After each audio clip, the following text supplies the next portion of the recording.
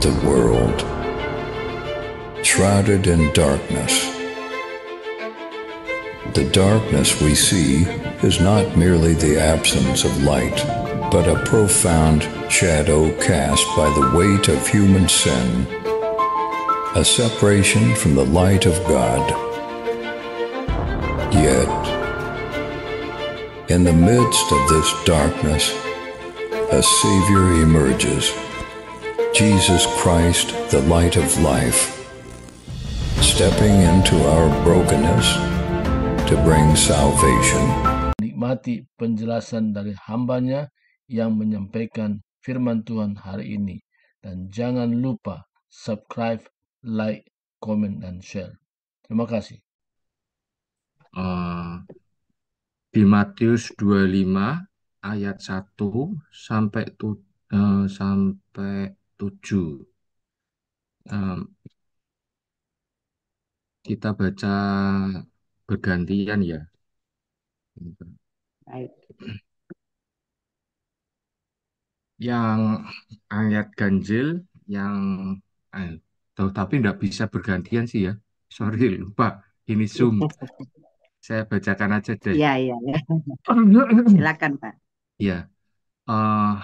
Matius 25 ayat 1 sampai 7. Pada waktu itu hal kerajaan surga seumpama 10 gadis yang mengambil pelitanya dan pergi menyongsong mempelai laki-laki.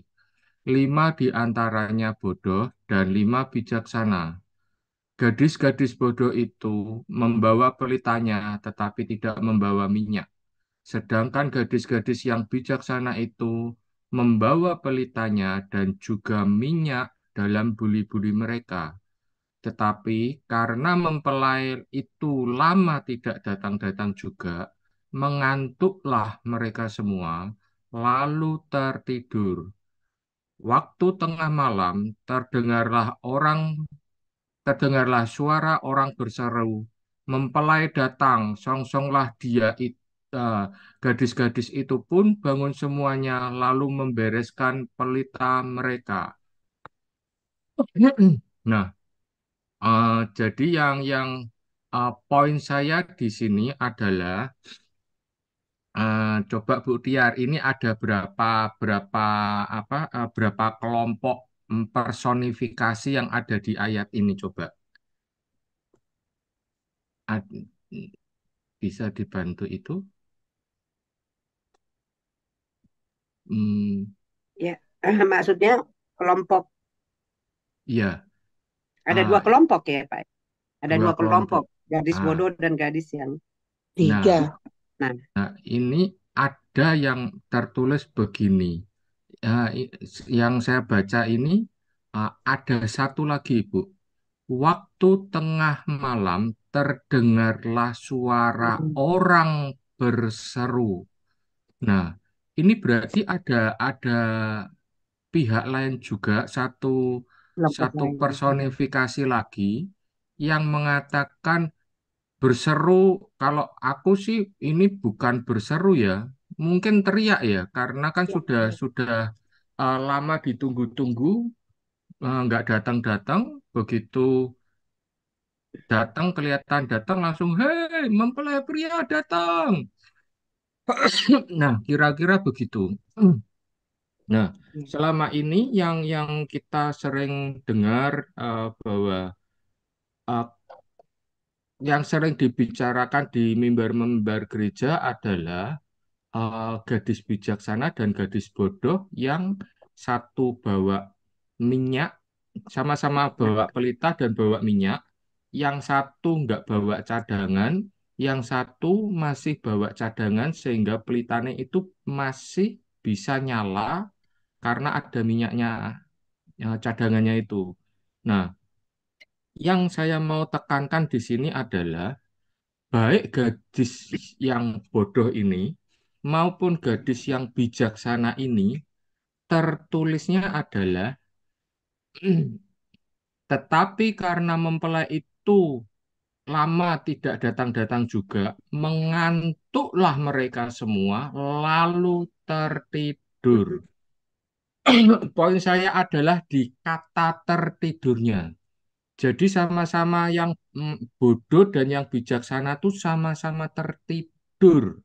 Nah, ini mempelai laki, mempelai perempuan lah. Mempelai laki ndak datang-datang, mempelai perempuan yang namanya mempelai, apa namanya, itu pasti bajunya sudah dipersiapkan dengan sangat-sangat baik.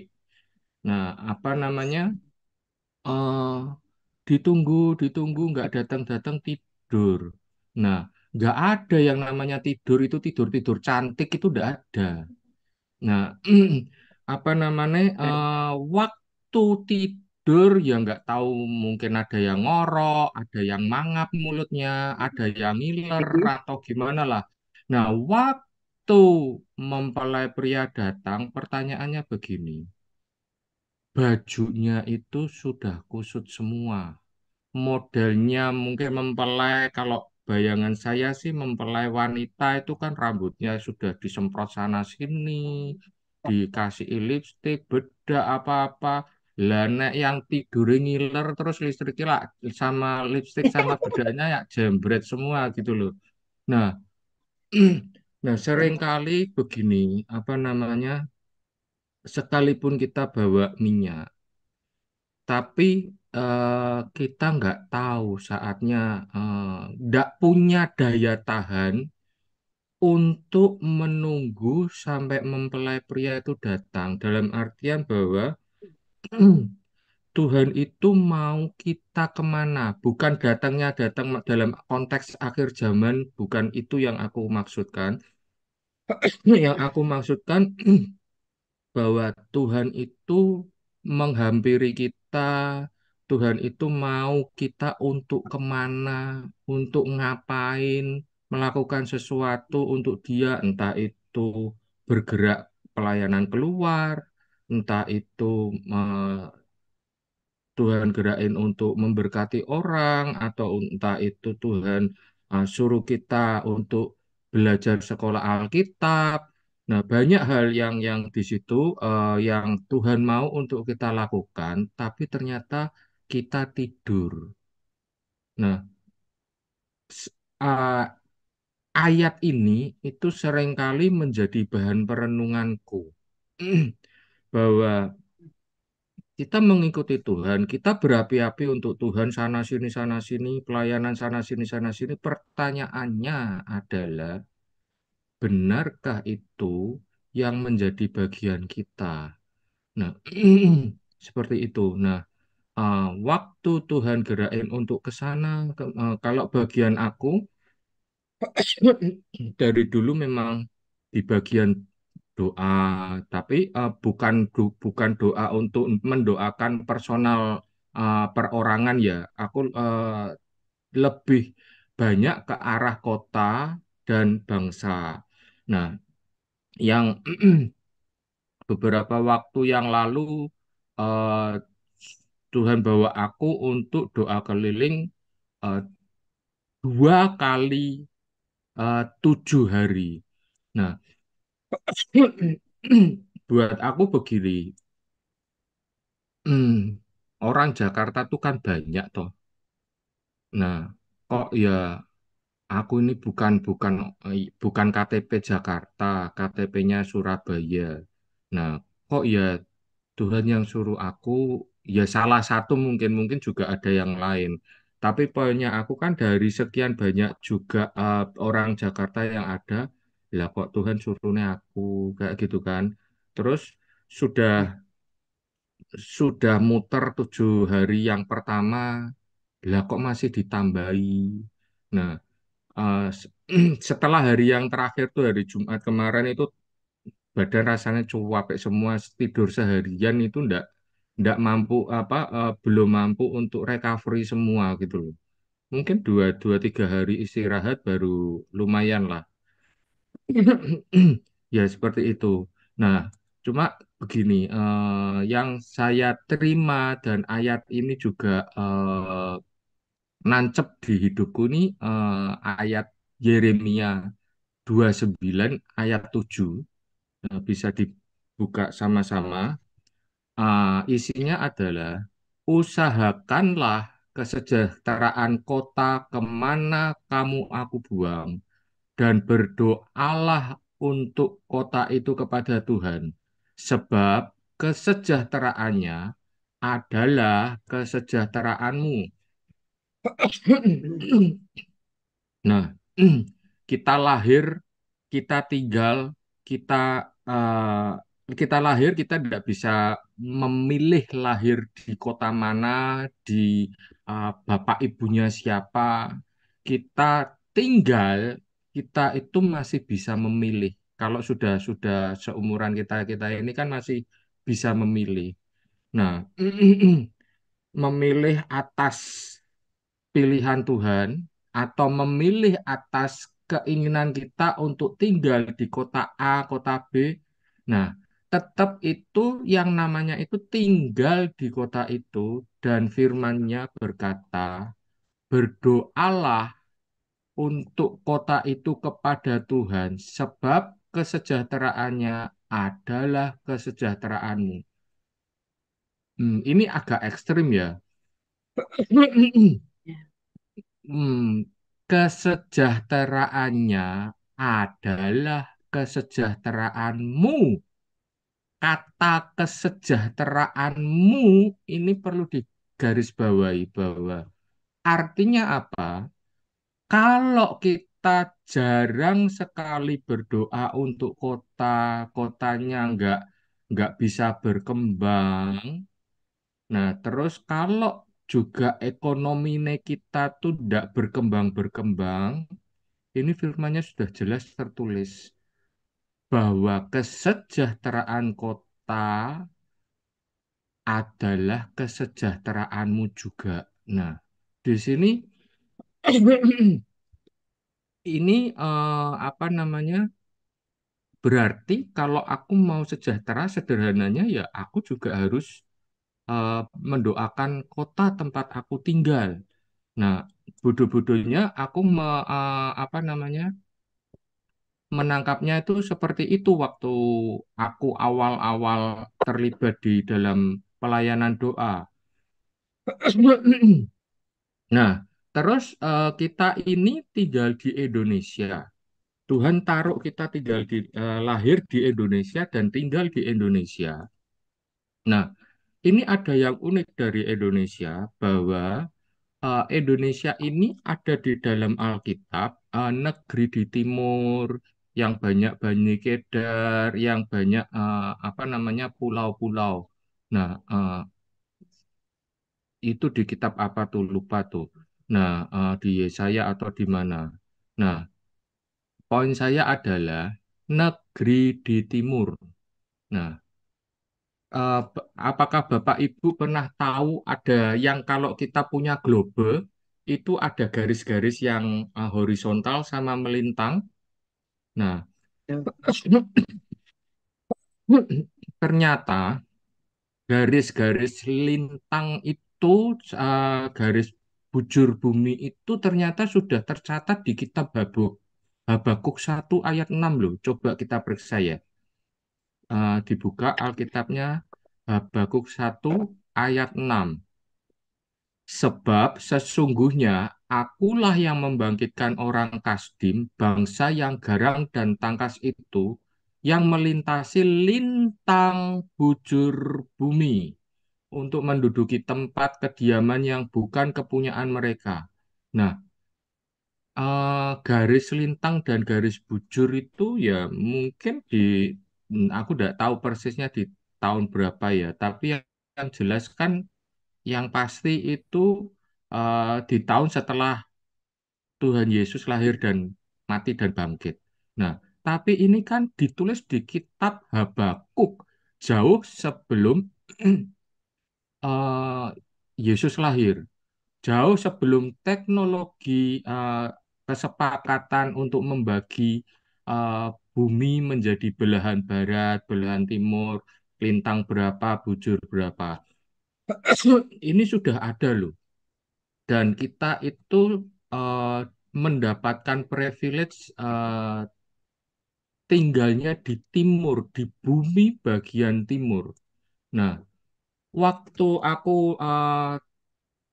di Surabaya itu tahun 2000-an, 2000 awal itu sering terlibat di gerakan Menara Doa Surabaya. Nah, itu salah satu apa namanya dari tim yang ada di Surabaya itu namanya Pak Aris Hutapea kalau tidak salah sama Pak Agustinus Telau Banua almarhum.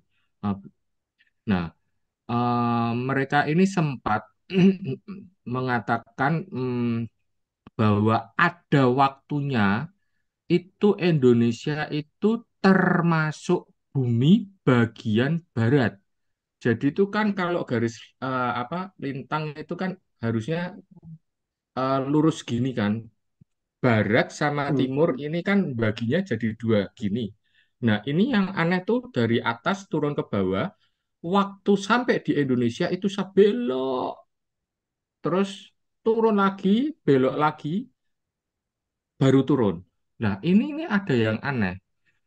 Hmm. Jadi Indonesia itu sepertinya kayak dipaksa masuk sebagai bumi bagian barat. Nah, jadi kalau Indonesia masuk di bagian barat, artinya firman Tuhan ini tidak berlaku untuk Indonesia memberkati bangsa-bangsa. Nah, iblis punya rancangan itu sampai sebegitunya, sehingga Indonesia masuk bumi bagian barat. Nah, kalau Tuhan mau bergerak dari Indonesia memberkati banyak bangsa, tidak bisa, karena ini melanggar firman-Nya sendiri, Indonesia masuk bagian barat. Nah, itu berlangsung Iya. sekian tahun gitu. Nah, terus akhirnya ada revisi bahwa kembali di apa namanya dibenerin lagi bahwa Indonesia itu kembali masuk ke Indonesia bagian timur. Nah, gambar ini nih pernah aku simpan di laptopku yang lama, cuma laptopku yang lama itu rusak kesiram air hujan. Nah, aku cari lagi, aku coba recovery, aku coba cari di internet, aku nggak pernah nemu. Tapi itu pernah disampaikan pembicara dari orang dari Jaringan Doa Nasional yang bertugas di Surabaya seperti itu. Nah, nah belakangan ini uh, apa namanya terjadi maunya pergantian presiden, pelantikan pelantikan presiden, terus pilkada apa segala macamnya. Eh, ya, mari saya mengajak Bapak Ibu untuk terlibat lebih banyak lagi untuk event-event ini. eh, dari pelantikan presiden yang baru kan 20 Oktober. Terus pilkada serentak itu 20 November, aku lupa tanggalnya tanggal berapa. Nah, saya mengajak kalau di waktu Bapak Ibu doa pagi atau apa, ya ah, ambil waktu sebentar lah untuk mendoakan proses pelantikan ini agar berjalan lancar, proses pilkada ini agar berjalan lancar. Kalau kalau salah pilih orang yang menduduki di apa namanya di daerah sebagai kepala pemerintahan daerah, itu juga akibatnya juga kurang bagus. Jadi kita berdoa minta agar Tuhan turun tangan ikut campur dalam pemilihan pemerintah di daerah-daerah. Nah, terus satu lagi yang menjadi apa namanya beban di hatiku itu masalah gempa bumi megatrust itu kan. Nah, yang ramai diberitakan bahwa di daerah apa Lempeng Mentawai Siberut Sumatera sama yang di Selat Sunda. Nah, waktu aku di Surabaya, aku nggak pernah kepikiran dan nggak pernah terbeban seperti pada saat ini. Soalnya ya mungkin karena jauh. Kalaupun waktu aku masih di Surabaya itu kan ya sering dengar berita bahwa di daerah Jawa Barat itu gempa ini, gempa itu, bahkan di grupnya alumni SMA aku gitu kan, ada yang tinggal di Jakarta, di apartemen, lantainya juga lantai cukup tinggi.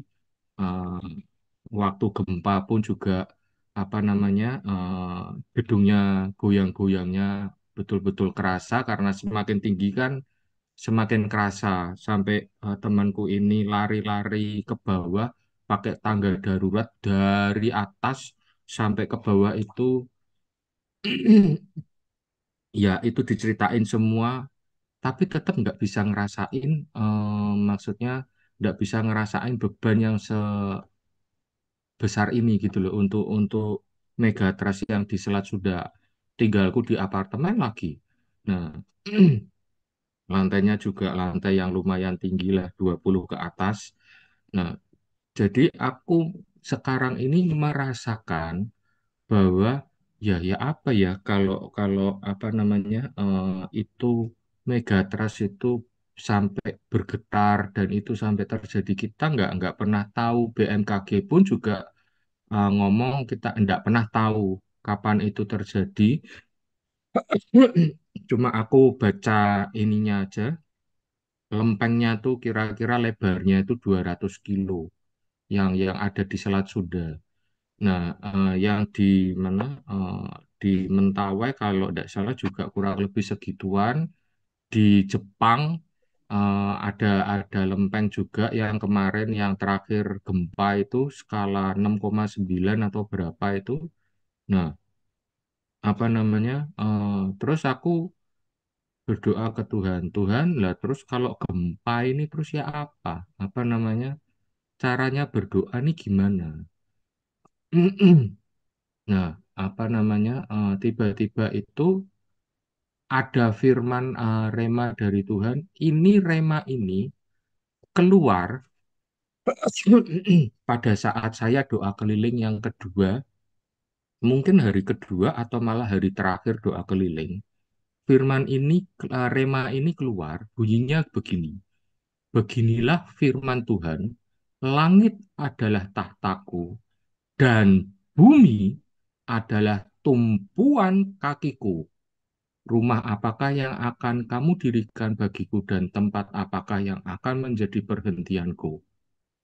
Nah, saya ini terkejut, tersentak gitu kan di kalimat ini. Langit adalah tahtaku dan bumi adalah tumpuan kakiku.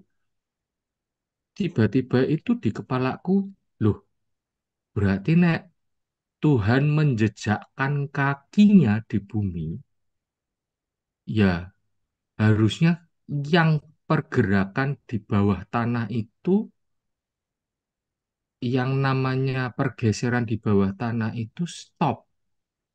Aku bisa bisa nangkep itu gitu loh. Kok bisa kepikiran begitu ya?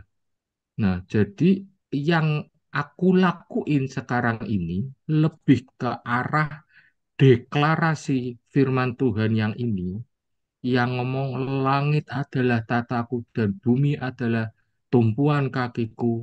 Aku deklarasikan terjadi di Indonesia, terjadi di Indonesia.